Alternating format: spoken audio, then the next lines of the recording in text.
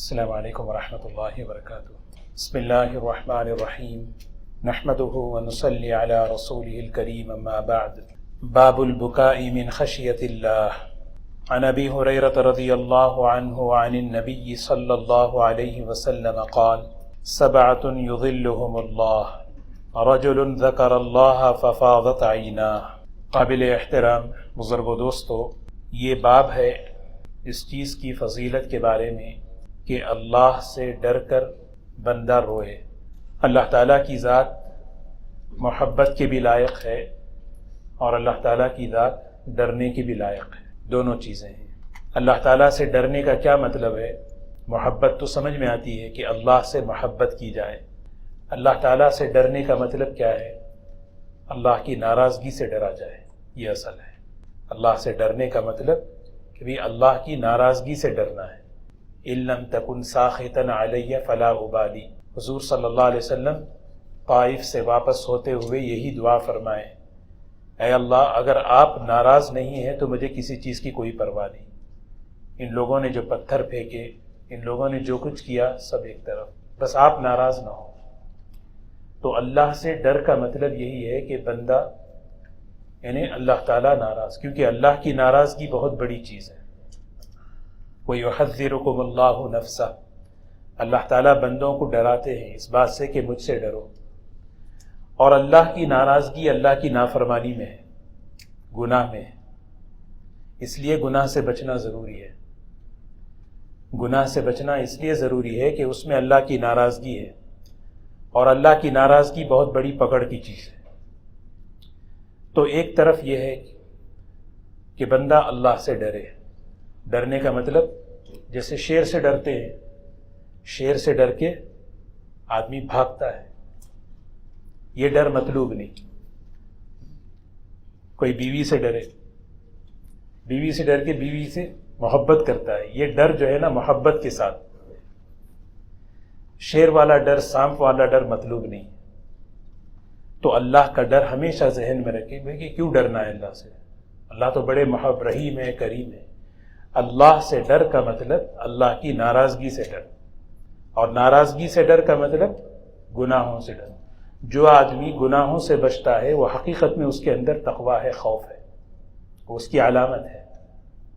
تو یہاں پر یہ عنوان قائم کیا جا رہا ہے کہ اللہ سے ڈر کر رونے پر کیا اللہ تعالیٰ انعامات دے رہے ہیں، اللہ کی طرف سے کیا انعامات ہیں جو بندہ اللہ سے ڈر کر روئے۔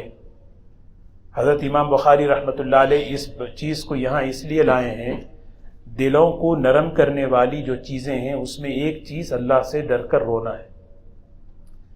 بندہ اللہ سے ڈر کر روئے، کیا ملے گا؟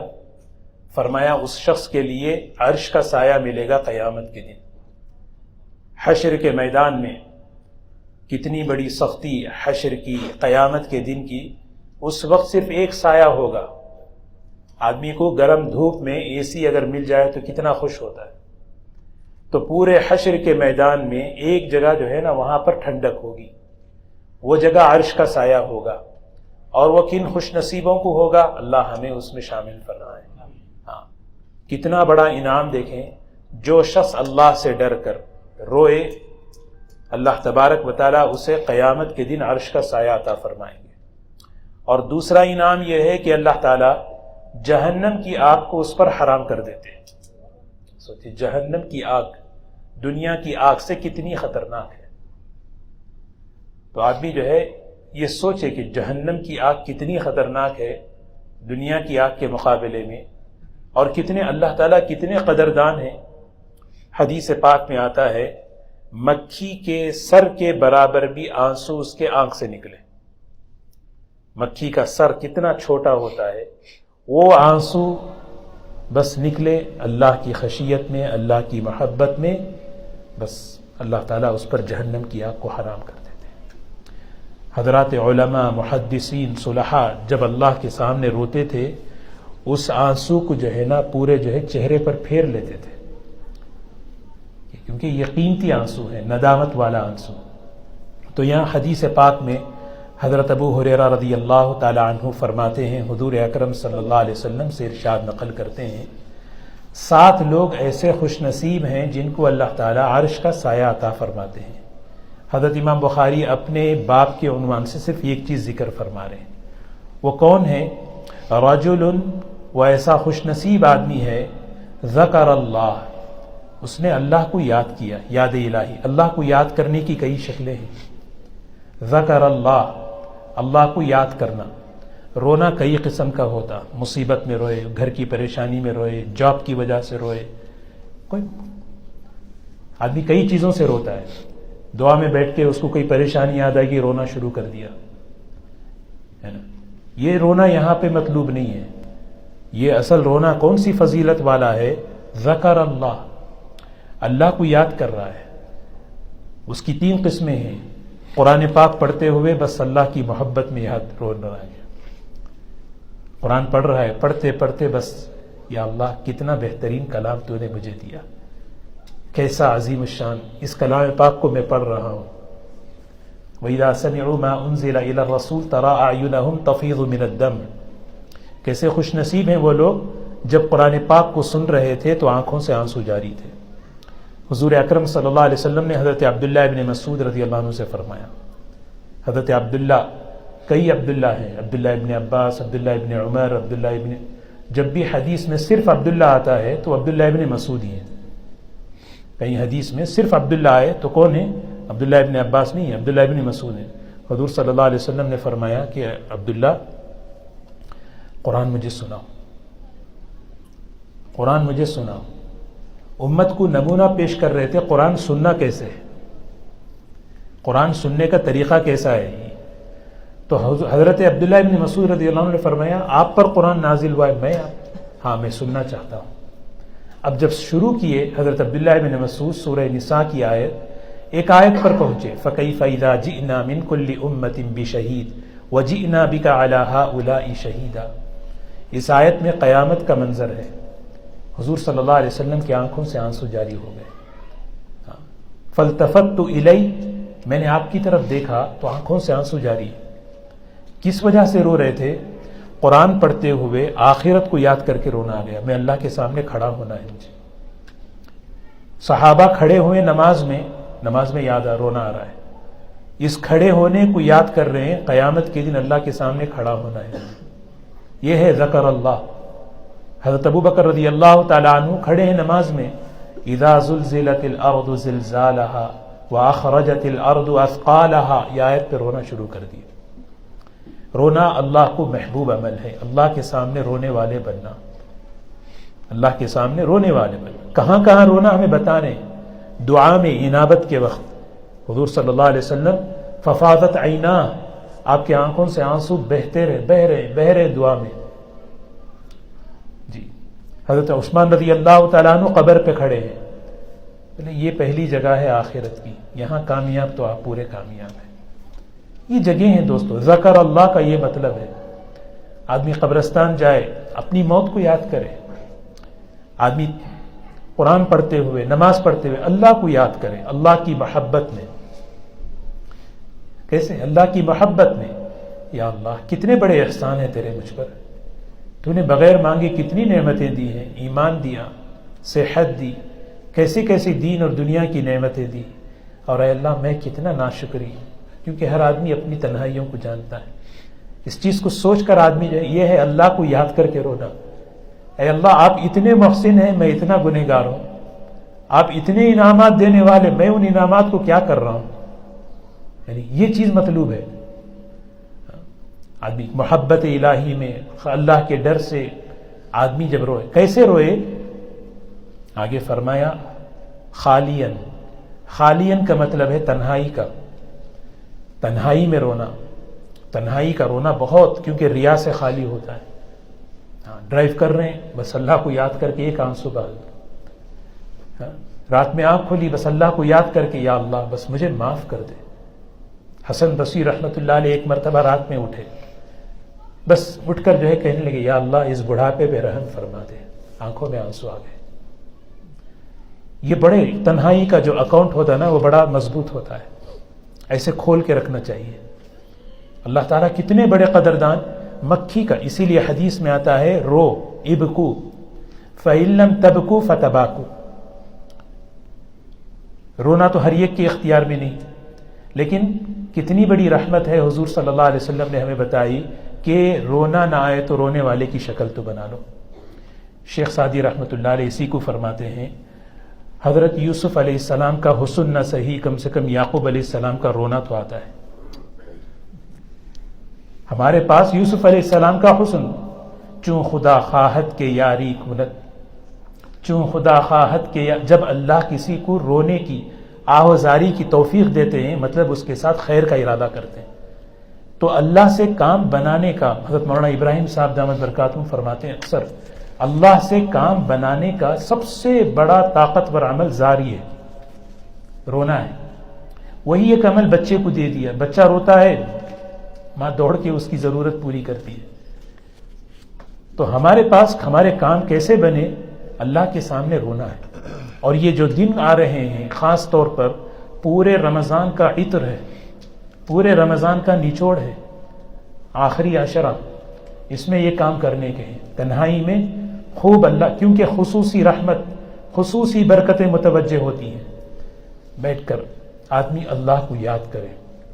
رونے والی آنکھیں حضور صلی اللہ علیہ وسلم نے مانگی ہیں، رونے والی آنکھیں حضور صلی اللہ علیہ وسلم نے مانگی ہیں. اللہم ارزقنی عینین حتالتین، یا اللہ آنسوؤں کو بہانے والی آنکھیں دے دے.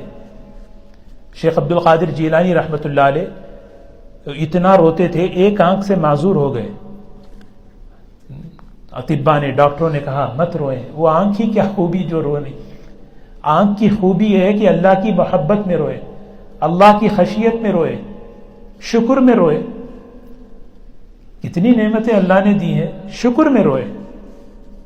موسیٰ علیہ السلام جا رہے تھے، موسیٰ علیہ السلام جا رہے تھے، پتھر رو رہا تھا. بھئی کیوں رو رہا ہے؟ اللہ نے اس کو قوت گویائی دی.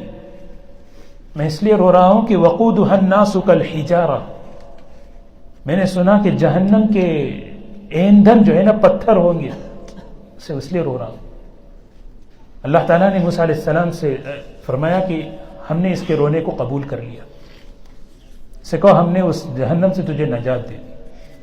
پھر ایک عرصے کے بعد واپسی ہو رہی ہے، پھر بھی وہ رو رہا ہے. کیوں رو رہا ہے؟ اب جس اللہ نے رونے کی وجہ سے جہنم سے چھٹکارا دیا، اب وہ رونا چھوڑ دو میں.